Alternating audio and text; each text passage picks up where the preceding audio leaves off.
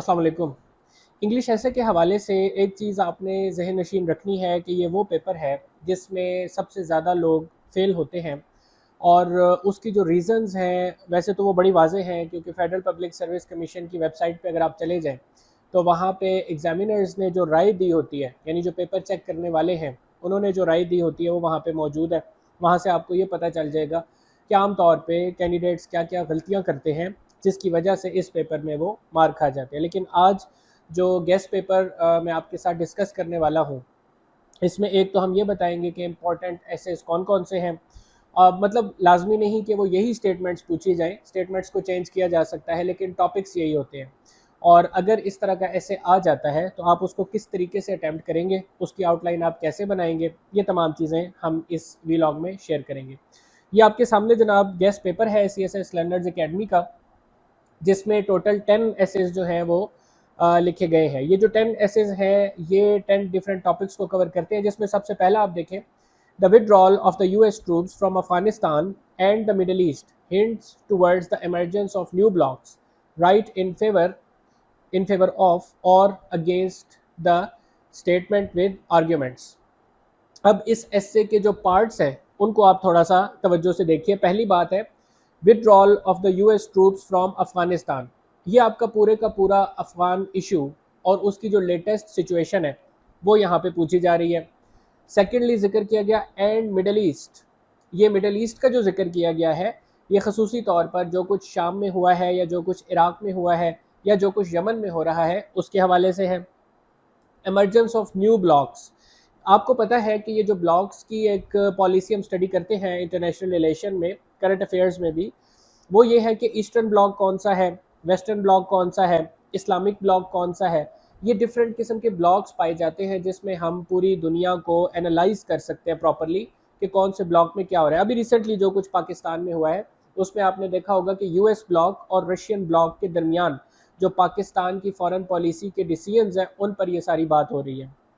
तो ये होता है जनाब ब्लॉक्स पॉलिटिक्स, जिसको हम कहते हैं राइट इन फेवर ऑफ और against the statement with arguments. ये होता है कि जिसमें आपने ये बताना होता है कि आप क्या इस स्टेटमेंट की फेवर में है, क्या वाकई ऐसा हो रहा है कि यूएस का जो यहाँ से निकलना है ये एक न्यू ब्लॉक की तरफ इशारा करे या ऐसा नहीं है, ये एक जनरली एक ऐसा फिनोमेना है जो होता रहता है।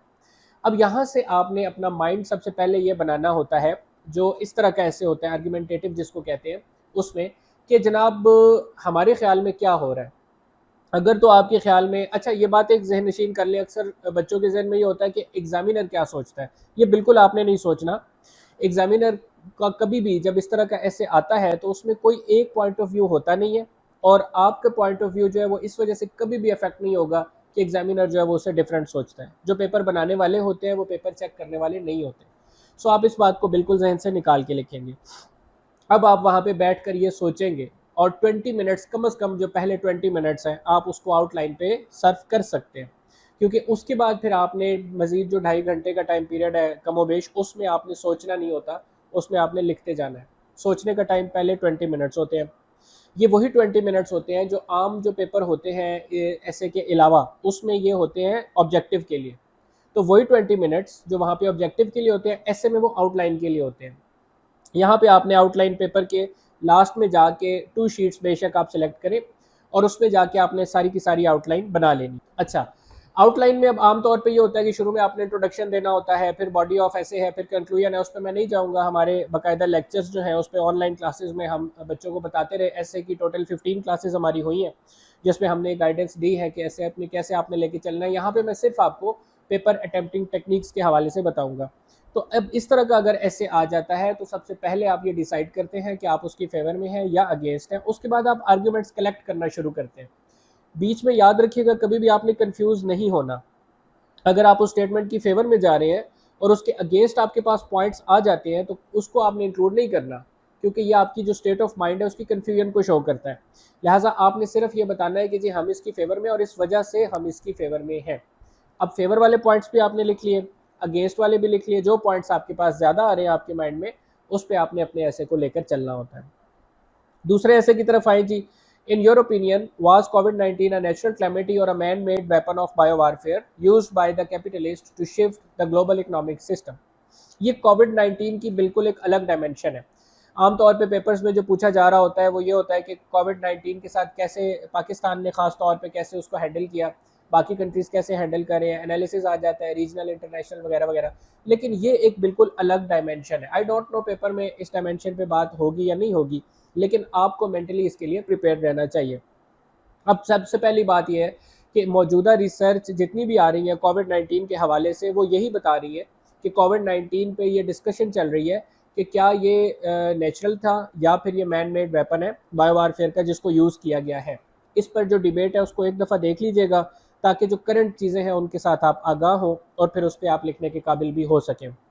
उसके बाद ग्लोबल इकोनॉमिक सिस्टम शिफ्ट किस तरीके से हो रहा है, तो ये आप शुरू से देखते आएंगे। जैसे मर्केंटाइलिज्म था, तो कैसे मर्केंटाइलिज्म जो है वो ख़त्म हो गया, मार्क्सिज्म आया तो वो चला गया, उसके बाद कैपिटलिज्म आया, वो खैर अभी भी है, इकोनॉमिक लिबरलिज्म है। ये जितनी आइडियोलॉजीज़ हैं फर्दर ये आती रही और जाती रही। इस वक्त हम जिस आइडियोलॉजी को देख रहे हैं वो है डिजिटल इकोनॉमी। कोविड-19 में सबसे ज़्यादा फ़ायदा जिन लोगों ने उठाया वो उन्होंने उठाया जो डिजिटल इकोनॉमीज़ को हैंडल करते हैं, डिजिटल करेंसीज़ को हैंडल करते हैं, क्रिप्टो करेंसीज़ वगैरह को। और बहुत सारा जो ग्लोबल इकोनॉमी है वो शिफ्ट कर गई है डिजिटल मीन्स की तरफ। लिहाजा इस तरह की डायमेंशन अगर आती है पेपर में तो उसको आपने कवर करना है। Third, International Monetary Fund is used as a tool of foreign policy by the Western Bloc. Explain with special reference to Pakistan. Very important. Economy पर एक ऐसे ज़रूर आता है, और इकोनॉमी पर जो ऐसे आता है वो जनरली मैक्रो इकोनॉमिक पे होता है ऑब्वियसली। और आजकल जो चीज़ उसमें सबसे ज़्यादा इंपॉर्टेंट चल रही है वो IMF और पाकिस्तान का रिलेशनशिप है। तो उसमें जो पूछा जा सकता है, हमेशा याद रखिएगा जो स्टेटमेंट आती है वो काफ़ी वर्सेटाइल किस्म की होती है, बहुत सी चीज़ों को कवर कर रही होती है। जनरली नहीं आ सकता कि आप इकोनॉमी ऑफ पाकिस्तान पे नोट लिख दें या IMF से जो हमने पहले कर्जे लिए उस पर नोट लिख दें। उसको इस तरीके से ओवरऑल कैप्चर किया जाता है जिसमें सब कुछ कवर हो रहा होता है। अगर IMF के हवाले से आता है तो फिर आप उसकी इस डायमेंशन को भी ज़रूर पढ़ लीजिएगा कि किस तरह इसको यूज़ करके अपने फॉरेन पॉलिसी एजेंडाज को इम्प्लीमेंट किया जाता है। और पाकिस्तान ने जो रिसेंट IMF प्रोग्राम लिया था उसके रेफरेंस से आपने लिखना है, तो आप उसकी एग्जांपल्स दे देंगे। जैसे फैटफ में जो कुछ पाकिस्तान के साथ हुआ, मनी लॉन्ड्रिंग के मामले में जो कुछ हुआ है, 12 बिलियन डॉलर हमने कहा तो हमें 6 बिलियन डॉलर दिया गया। फिर ये कहा गया कि हम चाइना के कर्जे उतारने के लिए कर्जा ले रहे। ये तमाम चीज़ें जो है उसके पॉइंट्स बना के हेडिंग वाइज आप उनको मेंशन कर सकते हैं। चौथी बात आ गई जनाब, without adequate research opportunities the concept of higher education is meaningless. ये हायर एजुकेशन पे भी एक क्वेश्चन लाजमी बनता है, सिंगल नेशनल करिकुलम पे भी आ सकता है, नोट कर लीजिएगा अपने पास। और उसकी इम्प्लीमेंट के इम्प्लीकेशंस वगैरह पे आ सकता है, उस पर ज़रूर आपको पता होना चाहिए। जो उस पर क्रिटिसिज्म है वो पता होना चाहिए, वो भी पूछा जा सकता है। और हायर एजुकेशन जो हमारी यूनिवर्सिटीज़ का कल्चर है उस पर ख़ास तौर पर कोई ना कोई क्वेश्चन लाजमी बनता है, तो उसको भी आपने इसी तरीके से इंट्रोडक्शन देना होता है कि जनाब ये ऐसे जो है इसमें ये चीज़ पूछी जा रही है और मैं इसको इस लाइन पे बयान करूँगा या करूँगी। उसके बाद आप पूरा बॉडी ऑफ ऐसे आ जाता है। कंक्लूजन में आप ये बता देते हैं कि जनाब जहाँ से हमने शुरू किया था उस तरीके से हमने बात को ख़त्म कर दिया है। Fifth, institutionalism is the backbone of democracy. Pakistan में इस वक्त जो कुछ हम फेस कर रहे हैं वो इंस्टीट्यूशनल कोलिजन है, यानी पार्लियामेंट एक इंस्टीट्यूशन है, जुडिशरी एक इंस्टीट्यूशन है, मिलिट्री एक इंस्टीट्यूशन है, एग्जेक्टिव्स इंस्टीट्यूशन है, ब्यूरोक्रेसी एक इंस्टीट्यूशन है। इंस्टीट्यूशनल कोलिजन जब होती है तो डेमोक्रेसी सर्वाइव नहीं कर सकती। ये उसी पर ऐसे है। अगर आप इसको लिखेंगे तो फिर आप इस तरतीब से लिखेंगे, लेकिन ये याद रखें कि आपने पॉलिटिक्स को जहन से निकाल के लिखना है।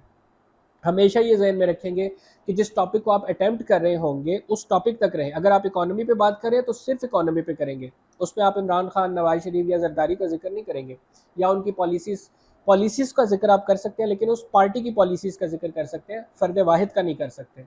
तो मीडिया और सोशल मीडिया से जो है वो दूर रह के ऐसे अटैम्प्ट करना है। उसके बाद है जनाब Pakistan and the challenge of water scarcity. Water issue बिल्कुल है, हाइड्रो पॉलिटिक्स पे भी बन सकता है। पाकिस्तान ख़ास तौर पे जो वाटर चैलेंजेस फेस कर रहा है उस पर ज़रूर बन सकता है। Instead of draw Mohammad day, the 15 March will now be celebrated as the day to combat Islamophobia. ये एक इतनी बड़ी अचीवमेंट है पाकिस्तान के लिए कि पाकिस्तान इनिशिएट करने वाला है, और इनिशिएट सिर्फ नहीं किया बल्कि पाकिस्तान ने इस रेजोल्यूशन को भी अडॉप्ट करवाया कि वही मार्च का महीना जो ड्रा मोहम्मद डे के नाम से मनाया जाता था, कि जहां वेस्टर्न कंट्रीज़ में लोग आते थे, एक जगह पे इकट्ठे होते थे और अपने अपने जहन के मुताबिक नबी पाक सल्लल्लाहु अलैहि वसल्लम के खाके बनाया करते थे, वो सारे गूगल पे भी मौजूद हैं। अब वही मार्च का महीना है जिसमें 15 ऑफ मार्च को a day to combat Islamophobia मनाया जाएगा, और वो भी यूनाइटेड नेशंस की तरफ से उसको मेंशन किया गया है, ओआईसी की तरफ से नहीं। तो ये एक इतनी बड़ी अचीवमेंट है जिस पे लाजमन क्वेश्चन जो है वो पूछा जा सकता है, ऐसे में भी आ सकता है, करंट अफेयर में भी और पाकिस्तान अफेयर में भी। उसके बाद जनाब, women rights guaranteed by Islam are as relevant today as they were 1500 years ago, almost 1500 years ago. Women rights, human rights, इन पे सवाल लाजमी आता है, फेमिनिज्म से रिलेटेड सवाल लाजमी आता है, जेंडर इक्वालिटी पे सवाल आता है। तो एक जो टॉपिक होता है ऐसे का वो ये होता है। सो आपने इसको भी अपने जहन में रखना है। उसके बाद बाकी जो दो हैं जनाब, वो रखे गए हैं इडियम्स के हवाले से, जिन पर फ्रेजेस वगैरह होते हैं और इस पे आपने लिखना होता है। एस्से के पेपर में ये बात याद रखिएगा कि पहले जो 4 से 5 या बाज़ औक़ात 6 एसेज होते हैं वो करंट अफेयर्स पे आते हैं। तो जब आप करंट अफेयर्स को तैयार कर रहे होते हैं तो ऑटोमेटिकली उसके साथ आपका एसे भी तैयार होता है। अगर आपने करंट अफेयर्स का ऐसे ही अटैम्प्ट करना है, अगर आप इंग्लिश लिटरेचर पे करना चाहते हैं तो उस पे इस तरह के ऐसे आते हैं जैसे 9 और 10 नंबर पे आपने देखा। जिन लोगों का सब्जेक्ट जेंडर है उनके लिए जेंडर में से एक ऐसे आता है, जो इकोनॉमी पे कमांड रखते हैं इकोनॉमी पे एक ऐसे ज़रूर आता है, और हायर एजुकेशन वगैरह पे। ये वो टॉपिक्स हैं जिन पर लाजमन एक एक ऐसे ज़रूर आता है। तो ये चीज़ पहले आप तय कर लें कि अगर आपने ऐसे के पेपर में जो ऐसे करना है वो किस टॉपिक पर करना है। इससे आपको फ़ायदा ये हो जाएगा कि आप इधर उधर स्कैटर्ड नहीं रहेंगे, बल्कि उस टॉपिक से रिलेटेड ही चीज़ों को आप इकट्ठा करेंगे। अब तो टाइम वैसे भी थोड़ा ही रह गया है, 6 डेज़ 5-6 डेज़ रह गए हैं। तो उसमें आपने सिर्फ उस टॉपिक को कंसंट्रेट करना है जो टॉपिक आप फाइनल पेपर में अटेम्प्ट करने जा रहे हैं, तो वो आपके लिए बहुत बेनिफिशियल रहता है। टोटल टाइम जो होता है वो आपके पास 3 आवर्स का होता है, और शीट्स जो आपकी खर्च होती हैं वो ऑलमोस्ट 18, 19, 20 इस रेंज में होती है। अगर आप नॉर्मल लिख रहे होते हैं, बहुत बड़ा बड़ा भी सारे नहीं लिखना, लाइन छोड़ के भी आपने नहीं लिखना, बहुत छोटा भी नहीं लिखना, तो उस इतनी शीट्स लग जाती हैं, और ये ठीक है। एक कन्फ्यूजन ये होती है कि हमने हेडिंग्स में लिखना है या हेडिंग्स के बगैर लिखना है, तो ये आप पे डिपेंड करता है। हेडिंग्स के बगैर लिखना थोड़ा सा मुश्किल होता है, मार्क्स अच्छे आते हैं उसमें। उसमें सिर्फ आपने ये टेक्निक जहन में रखनी है कि हर पैरे को दूसरे पैरे से रिलेटेड होना चाहिए। आमतौर पे हम एक पैरा लिखते हैं ना, दूसरा पैरा उससे बिल्कुल मुख्तलिफ लिख देते हैं, ऐसा नहीं करना। पहला पैरा है जहाँ पे आपने ख़त्म किया है, अगला पैरा वहाँ से आपने शुरू करना है, तो वो जो उसकी एक सिमेट्री है वो बरकरार रहती है।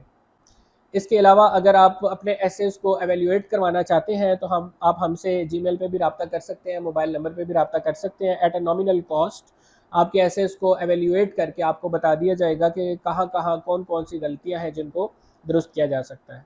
अपना ख्याल रखिएगा, दुआ में याद रखिएगा। अल्लाह हाफ़िज़।